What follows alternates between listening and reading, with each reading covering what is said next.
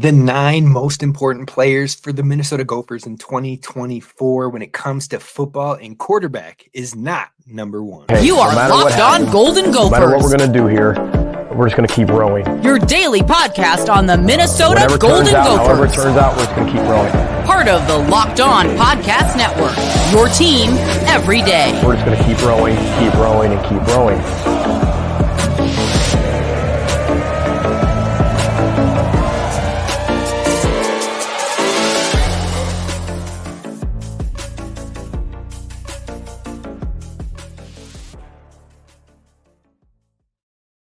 What is up, Gophers fans? You are listening to Locked On Golden Gophers, part of the Locked On Podcast Network, your team every day. My name's Kane Rob, host of the podcast, former collegiate football video coordinator and recruiting assistant, here to talk Golden Gophers with you each and every day of the week, Monday through Friday. And today we're going to have a fun one. We are kicking off this Thursday talking about the top 9 most important players for the Gophers football team in 2024. Now, we'll have some countdowns throughout the offseason. Next week, we'll get into the top 9 players that have the highest upside, young players that have the highest upside. So be sure to hit subscribe so you don't miss those future countdowns. But today we're talking about the 9 most important players for 2024. And I'm not talking like strictly like this guy because he's the most important, because he's the quarterback or position wise. It's the people who I think are going to have the most impact on winning, the people who are going to have the most impact on their position group, on their leadership on and off the field, and all of that. So it's going to be a fun one. It really got down to the nitty gritty for me. So a couple that might surprise you, a couple that I had to leave off, but we'll give them an honorable mention, all that and more. We're diving in today. We'll break it into the top 3s of each. So top 9 through 7, top 6 through 4, and then top 3 to close up the show. But first, I want to kick it off with some honorable mentions. Now, today's show is brought to you by our friends over at FanDuel. You can make every moment more with FanDuel. And right now, winners, if you place a first-time new customer bet of $5 or more and you win, you get $200 back in bonus bets over at FanDuel.com/lockedon. Now let's kick it off with our honorable mentions. And if you are listening and watching via the YouTube channel, then definitely be sure to subscribe. But also you'll see a ticker at the bottom once we get into our list, so you don't have to forget who is going. But regardless, honorable mentions. I'm kicking it off with Tyler Cooper is an honorable mention. I wanted to sneak him into that top 9 because I really do think he has a massive impact, especially when it comes to run blocking. Or not run blocking, pass blocking. He was the best pass blocker on the team last year, and I think he's going to have an impact, and he has that versatility of being able to play left guard and right guard, so he's going to be a key piece for the Gophers. Definitely a name I didn't really think was going to make a case to start, even though he was working in the battles and rotations, and he ended up being one of the most productive offensive linemen for the Gophers in 23. I think he will have another productive year in 24. Another honorable mention, Justin Wally did not make my top 9. He will probably improve from his year last year, one of the best players on the defense, but just didn't make the cut for me this year. And then I think Maverick Bernowski is another name I wanted to put in the honorable mentions for 2024. But let's get into the actual list itself, kicking it off with number 9. Now, number 9 for me is none other than Devin Eastern.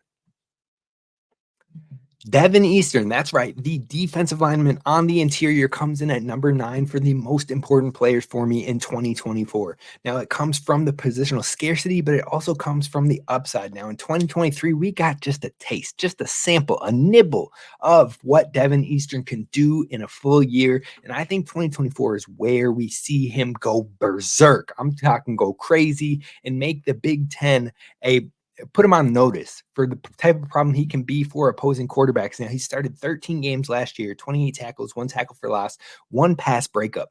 But more so, he contributed a ton in helping his teammates get home and get the pressure on the quarterback. But that doesn't show up in a box score. So I was really impressed with what I saw from Devin Eastern last year.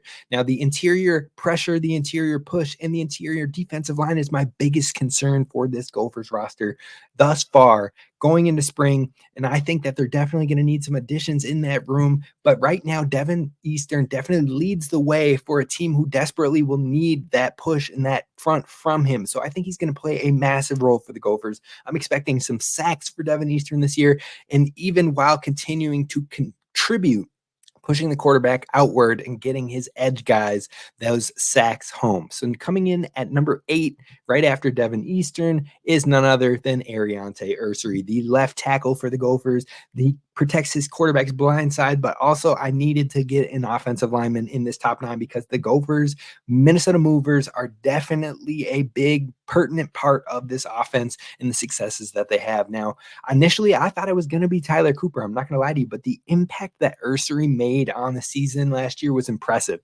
And I think he is going to keep taking strides. He's definitely going to put his name in the conversation for potentially some draft radar folks out there. Now, last time I checked in January, Ursery had the highest run block grade on the team of 86.7. On top of that, he was third in the team on the team for pass blocking with a 71.1 behind Tyler Cooper and Nathan Bowe. Now, I think pass blocking will continue to tick up for him, but what he did in run blocking was extremely impressive. He was 5th highest graded run blocking tackle or run blocking player in all of the Power 5 conferences. And on top of that, he was the 5th highest graded tackle in all of college football. So that speaks to how much of an impact he had for these Gophers in its own right. But on top of that, he was the 2nd highest graded player on the whole Minnesota offense last season with a grade of 84.6. So Ariante Ursery comes in at number 8. Now flipping it to number 7. So this one will round off our first segment, and it's a player that I absolutely don't think many people would have put on the list, but he absolutely has to be. And I think his role is going to be even more pertinent in 2024, and that's Dragan Kesich, Big Ten Kicker of the Year. That's not easy to do. It doesn't happen too often, and he held it down. On top of that, he was a semi-finalist for the Lou Groza Award for best special teams or best kicking unit in the country. On top of that, all Big Ten first team, AP first team, all Big Ten, and Big Ten Special Teams Player of the Week 2 times last season. Now, he had multiple game winners last year, 85% on his field goals, and also 100% on his extra points. Both of those having 27 attempts. So 27 attempted field goals, 27 attempted extra points. He was a man with a plan and putting in work, and he was very consistent for the Gophers across this season. He also has 3 from 4 from beyond 50 yards when it came to field goals, and he had he had his longest field goal of 54 yards, and he did that 2 times last season. I think heading into 2024, not only do I think he will beat that personal best of 54 yards, I think he'll get further than that. He has the leg to do it. He now has the confidence of a season to do it. But I think this Gophers team, whether they're able to capitalize and punch it in or not next season when it comes to more passing, more rushing touchdowns, more offensive production, hopefully that is all good for the Gophers. But I think they'll at least be in more scoring territories. I think they'll put themselves on their opponent's side of the field more often. And I think that means more field goal opportunities for Dragan Kesich, who could have a massive year depending on how much the offense can fully punch it in on opponents. So Dragan Kesich had to be in my top 9. Now, on top of that, he was 4th in the nation in touchback percentage. So it's not just the scoring parts of kicking. He is also doing very well on these kickoff parts, being 4th highest in the nation in touchback percentage. And honestly, I wanted to put him higher on this list, but I couldn't do it with these next few players that are coming up. And that should be a good thing. Now, who comes in at number 6? That one might shock you. I'm not going to lie. Most people are probably going to be pulling their hair out screaming at me that I didn't have him higher, but I'm going to tell you who my number 6 is coming up next.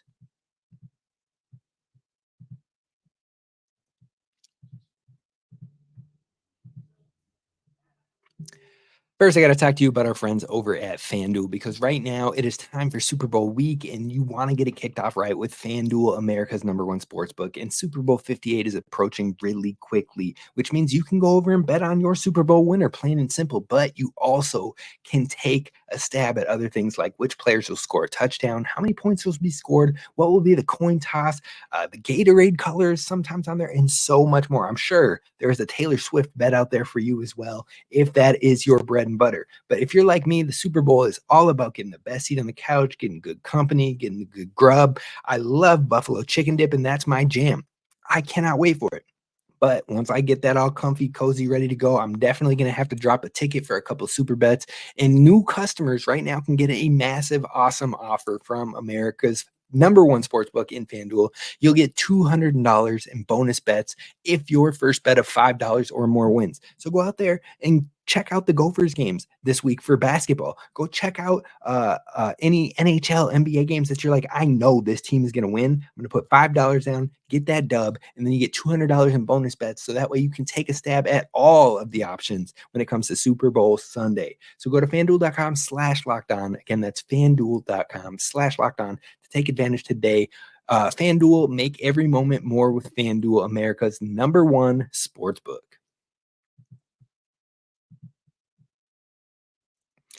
All right, Gophers fans, we are getting back into the countdown and we're kicking it off with number 6. Now, I'm ready to take some absolute heat.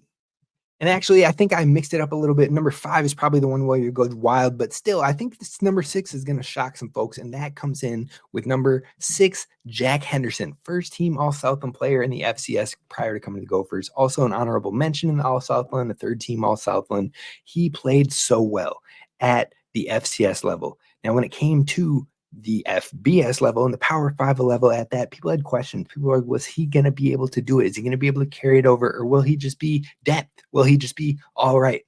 But the coaches were praising him. The media was praising him. We were loving what we were seeing from Jack Henderson in practices in spring and fall.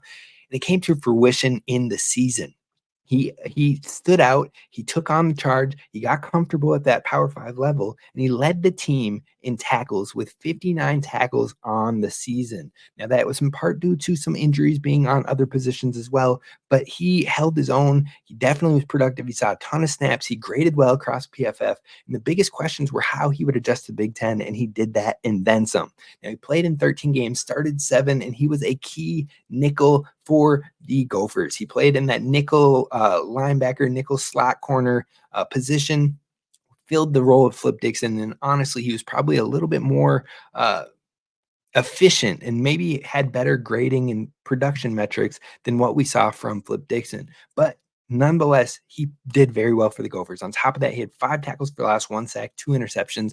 Big interception against Drake May versus North Carolina, keeping the Gophers in the game when it looked like they could have gone blown out early in that one. Jack Henderson came to save the day. Now, he could see even a higher upside in 2024 with Coach Heatherman leading the charge of the defense and his in-depth knowledge for linebackers and nickel corners. And I think overall he loves to blitz, and I think that's going to play in Jack Henderson's favor. So he comes in at number 6. But number 5 is the one that I think people are going to be like, are you kidding me? How? How is he not higher? And that's Max Brosmer. Quarterback Max Brosmer. That's right. Our Gophers starting quarterback is number 5 on my most important players. Now, you could argue he should be higher because the depth behind him is pretty sparse at this moment, but I do think the Gophers are going to continue to try and address that need. Now, you look at what Max Brosmer brings to this team. You have an experienced quarterback with 8,713 pass yards and 70 passing touchdowns in his career so far. That's a lot. That's heavy production. That's heavy experience. That is a winner, a go-getter, and a guy who knows what it takes to play football at a high level. Now, I don't care about the FCS leap because we have seen FCS players take successful leaps to not only the FBS, but also to the NFL. This is one of the best in the FCS, finishing 2nd in the Walter Payton Award, which is the Heisman of the FCS. He was the best in the entire country for a reason. And so overall, I think that Max Brosmer is going to excite. He's going to show up for this Gophers team, and it's going to be big time. He needs to stay healthy, and that's the biggest concern. I think he will. I think he has a lot of opportunities, but you can never predict the future when it comes to that sort of thing. Now, I've seen other media outlets from Big Ten teams call this dude a game manager, and that just tells me you didn't turn on any tape. You didn't look at what his actual strengths and what he contributes to his team is. You just saw FCS, and you were like, he'll be okay, but he's not going to be great.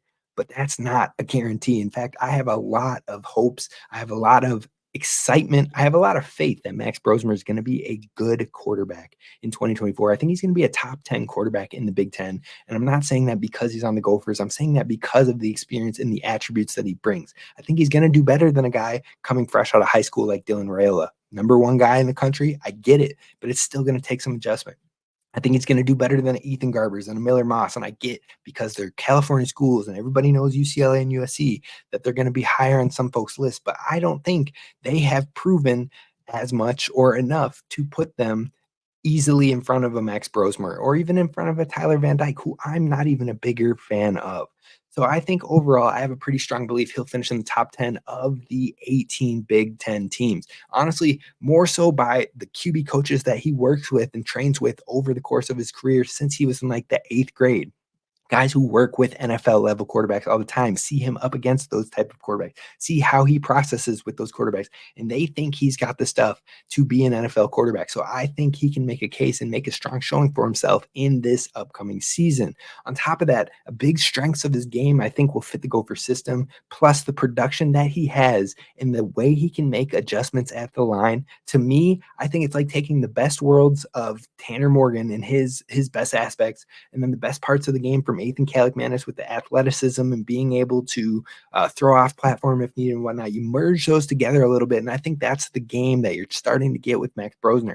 Now, if he can step up into his upside and play to that potential, then he could be massive for this Gophers team. He could finish higher on this list, but I just don't know how much this passing this team is going to do, so I kept him at number 5.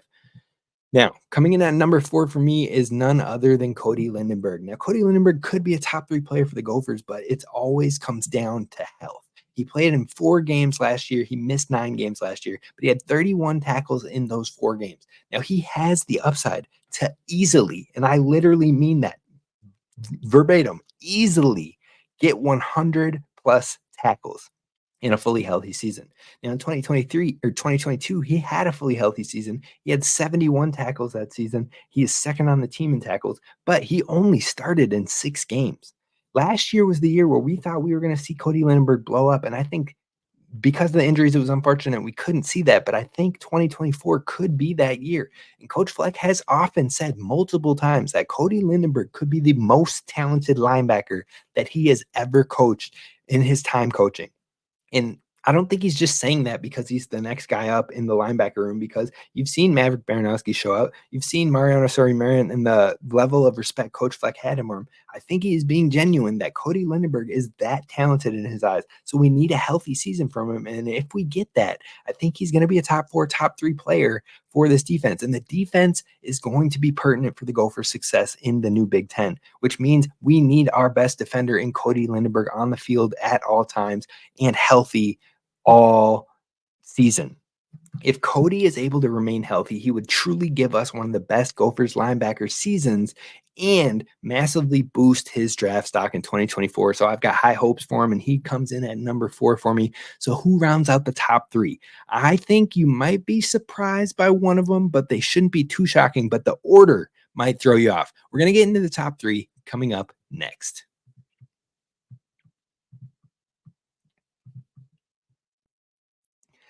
First, I want to talk to you about our friends over at Gametime, because Gametime is the best ticketing app out there, hands down, bar none. I'm giving you straight facts when I'm talking about that one, because they have last-minute tickets and flash deals. They also have zone deals for different sections of the stadium that you're looking at, and they're easy to find and buy tickets for every kind of event in your area. So whether it be concerts, playoff games, comedy shows, you name it, they've got you covered over at Gametime. And on top of that, you can look at a view from the seat so you know there's no obstructions in your way. Plus, they have the lowest price guarantee, event cancellation protection, and job loss protection. So they've got you covered, and they want to make sure you have a stress-free experience when it comes to buying tickets.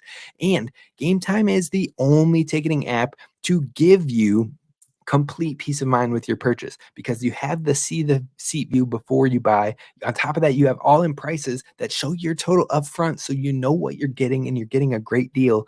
And right now, Gametime is absolutely crushing it, because what would you do if you had $100 extra in your pocket? Well, Gametime's trying to help make that a reality, because right now you can use promo code VEGAS100. That's VEGAS 100. Gametime is the fastest way and easiest way to buy tickets for all sports, music, and comedy theater events near you. And you get $100 off when you buy a big game ticket with the code VEGAS100. So again, use promo code VEGAS100, and all users will get $100 off when you buy a big game ticket. with that promo code. Now, if you're not buying it for you, you're buying it for somebody else, and you want to use your first time deal, then you can also use promo code Locked On for $20 off your first purchase. Regardless, you're going to want to download the Gametime app and definitely take a look, because it will make your next event a home run out of the park and stress-free. Download Gametime today. Last minute tickets, lowest price guaranteed.